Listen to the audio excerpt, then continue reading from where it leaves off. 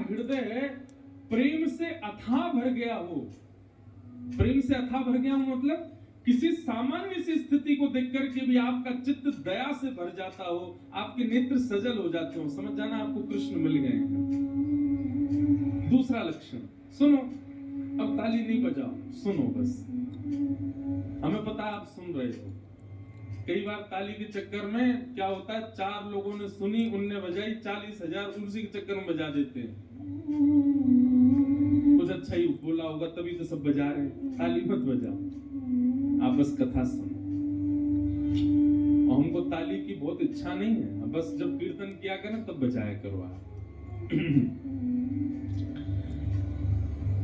सबसे पहला लक्षण कि आपको कृष्ण प्राप्त हो गए हों तो आपके चित्त में अथाह दया हो जाएगी। अरे सामान्य सी गैया विचरण कर रही है, उस सामान्य सी गैया को विचरण करते हुए आप सोचोगे अरे बेचारी कैसे घूम रही है, ये ऐसी भावना सहज दया प्रकट होने लग जाए, समझ जो कृष्ण मिल गए। दूसरा, आपके चित्त में विकार उत्पन्न जल्दी नहीं होते हैं, सदैव शुद्ध भाव बने रहते हैं। जैसे कई लोग होते हैं उनके चित्त में बहुत जल्दी विकार आ जाते हैं। किसी के सुंदर रूप को देख लिया तो काम प्रकट हो जाता है, किसी के अति धन को देख लिया तो लोभ प्रकट हो जाता है, किसी की व्यंजनों को देख लिया तो उसके प्रति आसक्ति प्रकट हो जाती है, कहीं पर व्यसन वस्तु देख ली तो उसके प्रति भोग दृष्टि प्रकट हो जाती। समझ रहे हैं ना बात को? पर आपकी स्थिति कैसी? आपकी जल्दी जल्दी विकार उत्पन्न नहीं होते हैं चित्त में। कोई कितना भी रूपवान आपके सामने आ जाए पर आप उसके रूप को देख करके ये विचार नहीं करते कि ये मेरा हो जाए, आप बल्कि उसके रूप को देख के ये विचार करते हो ये इतना सुंदर है तो इसको बनाने वाले ठाकुर जी कितने सुंदर होंगे, ये इतना रूपवान है। बेचारे आदत हो गई आपकी ताली बजाने की, मारे फिर रुक गए, अरे हमको तो बजानी नहीं थी। कोई बात नहीं, पर सुनो, ये हम लक्षण बता रहे हैं, ऐसे लक्षण बहुत कम लोगों में मिलेंगे आपको, पर जिनमें मिल जाए ना समझ जाना इनको कृष्ण मिल गए।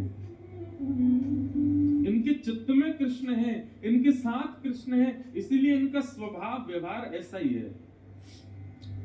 तीसरा लक्षण कृष्ण प्राप्ति का क्या है? कोई आपको बोल दे ऐसे ही मजाक में, बोले क्या भोपाल में गंगा जी बह रही है, तो आप उस पर विचार नहीं करोगे, आप मान ही जाओगे, अच्छा आ गई होंगी, पहले तो नहीं थी अब आ गई होंगी, इतना भोलापन चित्त में आ जाएगा। आप चतुराई भूल जाओगे, आप अत्यंत सहज हो जाओगे, अत्यंत भोले हो जाओगे, समझ जाओ कृष्ण मिल गए। कोई आपको कह देगा कि आज सूर्य चंद्र एक दूसरे के गले में गलवैया डाल करके आकाश में बैठे, तो आप मान लोगे इस बात को, आप उस पर चिंतन नहीं करोगे, अच्छा होगा ऐसा, समझ जाओ कृष्ण मिल गए।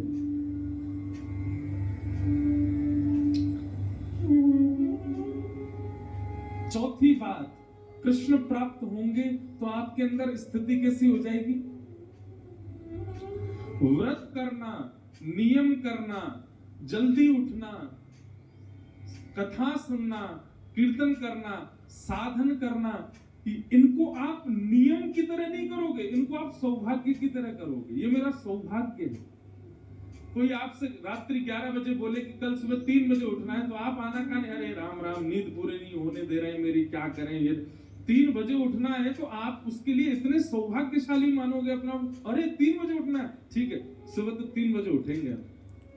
कल आपको व्रत करना है, पूरे दिन कुछ खाना नहीं है, तो आप इससे विचलित नहीं होगे, आप और आनंदित हो जाओगे, अच्छा मुझे व्रत करना, खाना नहीं है, तो आप इससे विचलित नहीं होगे, आप और आनंदित हो जाओगे, अच्छा मुझे व्रत करना है।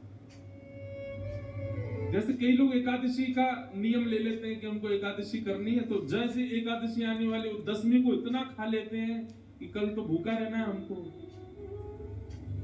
पर कृष्ण जिसके चित्त में आ जाते हैं ना, वो व्रत को नियम की तरह नहीं सौभाग्य की तरह करता है, उत्सुकता की तरह करता है। जैसे बालक को कह दो कल हम तुझे मेला ले जाएंगे, तो रात भर सोता नहीं बालक, उसको इतनी एक्साइटमेंट रहती है, इतना पसंद रहता है, कल मेला में जाऊंगा। ऐसी उत्सुकता व्रत के लिए, नियम के लिए, सेवा के लिए, कथा के लिए, कीर्तन के लिए, धाम गमन के लिए उत्पन्न हो जाए, समझो कृष्ण प्राप्त हो गए।